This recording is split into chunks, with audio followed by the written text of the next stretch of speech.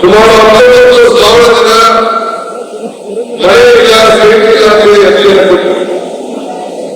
ಬೇರೆ ಮಳೆ ಇಲ್ಲ, ಗಾಂಜಾ ಇಲ್ಲ, ಜಲಮುಕ್ತ ಅಂತೇಳಿ ಅರ್ಜಿಯನ್ನು ಕೊಟ್ಟರು. ಅದನ್ನೆಲ್ಲ ನಾನು ನನ್ನ ಕೆಲಸಗಳನ್ನ ಪ್ರಾರಂಭ ಮಾಡಿ ಒಂದು ಮಾತು ಬರುತ್ತೆ. ನನ್ನ ಜವಾಬ್ದಾರಿ ಇಲ್ಲಿ ಯಾರು ಕ್ಯಾಂಡಿಡೇಟ್ ಆಗ್ತಿರೋದು ಮುಖ್ಯ ಅಲ್ಲ. ಈ ಡಿಕೆ ಶಿವಕುಮಾರ್ ಕ್ಯಾಂಡಿಡೇಟ್ ಅಂತ ನಾನು ಹೇಳಿದೆ. ಯೋಗೇಶ್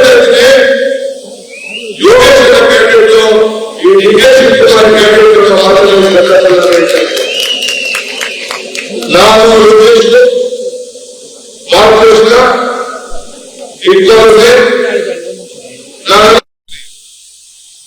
ನಮ್ಮ ವಿಧಾನ ಪರಿಷತ್ತಿನ ಸದಸ್ಯರಾದಂತಹ ರವಿ ಪುಟ್ಟಣ್ಣ, ರಾಮೋಜಿಗೌಡರು ಮತ್ತು ಡಿ.ಕೆ. ಸುರೇಶ್ ಅವ್ರನ್ನ ಸಹಕಾರದೊಂದಿಗೆ ಮುಂದಕ್ಕೆ ಈ ಜಿಲ್ಲೆಯಲ್ಲಿ ನಾವೇನ್ ಮಾಡಬೇಕು ಅನ್ನೋದು ಬಹಳ ಮುಖ್ಯ.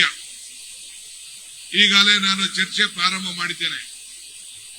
ಇಲ್ಲಿ ಬರಕ್ಕಿನ ಮುಂಚಿತವಾಗಿ ನಾನು ಎಲ್ಲ ಜಿಲ್ಲಾಧಿಕಾರಿಗಳಿಗೆ ನಿರ್ದೇಶನವನ್ನು ಕೊಟ್ಟಿದ್ದೇನೆ. ಇನ್ನೊಂದು ವಾರದಲ್ಲೇ ನಾನು ವಾರ 8 ದಿನದಲ್ಲೇ ಬಂದು ಇದೇ ಚನ್ನಪಟ್ಟಣದಲ್ಲಿ ಒಂದು ರಿವ್ಯೂ ಮಾಡಿ ಏನೆಲ್ಲ ಮಾತು ಕೊಟ್ಟಿದ್ದೇನೆ ಆ ಮಾತನ್ನ ಉಳಿಸುವಂತ ಕೆಲಸವನ್ನ ನಾವು ಮಾಡ್ತೇವೆ ಅನ್ನೋ ಮಾತನ್ನ ಇವತ್ತು ಮಾದೇಶ್ವರನ ಸನ್ನಿಧಿಯಲ್ಲಿ ನಾನು ಹೇಳ್ತಾ ಇದ್ದೇನೆ. ನಾನು ಯೋಗೇಶ್ ಅವರು ದೇವಸ್ಥಾನ ಕಟ್ಟಿದ್ದಾರೆ, ಬಿಸ್ಲಮ್ಮನ ದೇವಸ್ಥಾನ ಕಟ್ಟಿದ್ದಾರೆ, ಮಾದೇಶ್ವರ ದೇವಸ್ಥಾನ ಕೂಡ ಕಟ್ಟಿಸಿದ್ದಾರೆ. ನಾ ಚುನಾವಣೆಯಲ್ಲಿ ಕೇಳಿದೆ, ಯೋಗೇಶ್ ಅವರು ಚುನಾವಣೆಯಲ್ಲಿ ಅಭ್ಯರ್ಥಿ ಆದ್ಮೇಲೆ ಕುಮಾರಸ್ವಾಮಿ ಅವರಿಗೆ ಕೇಳಿದೆ, ನಾನು ಪ್ರಶ್ನೆ ಹಾಕಿದೆ, ನೀನು ಈ ರಾಜ್ಯದ ಮುಖ್ಯಮಂತ್ರಿ ಆಗಿ ಈ ಕ್ಷೇತ್ರದಿಂದ 2 ಬಾರಿ ಶಾಸಕರಾಗಿ ಈ ಜಿಲ್ಲೆಯಿಂದ 2 ಬಾರಿ ಮುಖ್ಯಮಂತ್ರಿ ಆಗಿ ನೀನು ಮಾಡಿದಂತ ಸಾಕ್ಷಿ ಗುಡ್ಡೆ ಒಂದು ದೇವಸ್ಥಾನ ಆಗ್ಲಿ, ಒಂದು ಶಾಲೆ ಆಗ್ಲಿ, 2 ಎಕರೆ ಶಾಲೆಗೋಸ್ಕರ ನಿನ್ನ ಸ್ವಂತ ಜಮೀನನ್ನು ಬಿಟ್ಕೊಡ್ಲಿಲ್ಲ ಕುಮಾರಣ್ಣ ಅಂತ ಹೇಳಿದೆ. ಅದಕ್ಕೆ ಉತ್ತರ ಎಲ್ಲೂ ಕೂಡ ಬರಕ್ ಆಗ್ಲಿಲ್ಲ.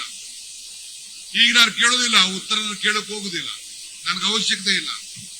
ನೀವೇ ಉತ್ತರ ಅದಕ್ಕೆ ಕೊಟ್ಬಿಟ್ಟಿದ್ದೀರಿ. ನೀವು ಈಗ ಮುಂದಕ್ಕೆ ನಮ್ಮ ಮೇಲೆ ಜವಾಬ್ದಾರಿ ಇದೆ.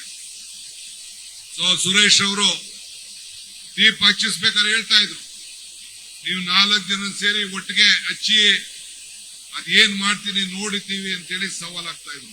ಯೋಗೇಶ್ ಅವರೇ, ಈ ಸವಾಲ್ನ ನೀನು ಸ್ವೀಕಾರ ಮಾಡಬೇಕು, ನಾನು ಸ್ವೀಕಾರ ಮಾಡಬೇಕು, ಬಾಲಣ್ಣನು ಸವಾಲ ಸ್ವೀಕಾರ ಮಾಡಬೇಕು, ಮತ್ತು ಇಕ್ಬಾಲ್ ಹುಸೇನು ಸವಾಲು ಸ್ವೀಕಾರ ಮಾಡಬೇಕು. ಜನರಿಗೆ ಕಣ್ಣಿಗೆ ಗೊತ್ತಾಗ್ಬೇಕು, ನಾವು ಸಾಕ್ಷಿ ಗುಡ್ಡೆಗಳನ್ನ ಬಿಟ್ಟು ಹೋಗ್ಬೇಕು. ನಾವು ಇವತ್ತು ಚನ್ನಪಟ್ಟಣ ಮತದಾರರಿಗೆ ಅವರ ಕಣ್ಣಿಗೆ ಮಣ್ಣನ್ನ ಬೂದಿಯನ್ನು ಇರಿಸಲಿಕ್ಕೆ ಸಾಧ್ಯ ಇಲ್ಲ ಅನ್ನೋದಕ್ಕೆ ಇವತ್ತು ನಮ್ಮನ್ನ 25,000 ಅಂತರದಿಂದ ಗೆಲ್ಲಿಸಿ ಇಡೀ ರಾಜ್ಯಕ್ಕೆ ಒಂದು ದೊಡ್ಡ ಸಂದೇಶವನ್ನ ಕಳಿಸ್ಕೊಟ್ಟಿದ್ದಾರೆ. ಇವತ್ತು ನನ್ನ ಮೇಲೆ, ಈ ಡಿ.ಕೆ. ಶಿವಕುಮಾರ್ ಮೇಲೆ, ಸಿದ್ದರಾಮಯ್ಯನವ್ರ ಮೇಲೆ ನಂಬಿಕೆಯನ್ನು ಇಟ್ಟು ಈ ಗ್ಯಾರಂಟಿ ಯೋಜನೆಗಳು ಮತ್ತು ಅಭಿವೃದ್ಧಿ ಮೇಲೆ ನಂಬಿಕೆಯನ್ನು ಇಟ್ಕೊಂಡು ಇವತ್ತು ಅನೇಕರು ಮತದಾರವನ್ನು ಕೊಟ್ಟಿದ್ದಾರೆ.